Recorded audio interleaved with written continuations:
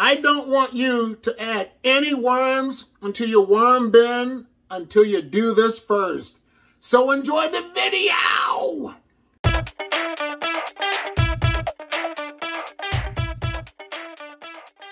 Well, hello. Here's a tip that I want you to know about worm farming. And I don't want you to purchase your worms until you have your worm bin set up. I want you to have your paper, whatever your bedding's going to be, and a couple food scraps in there, 3 or 4 days prepared before the worms get there.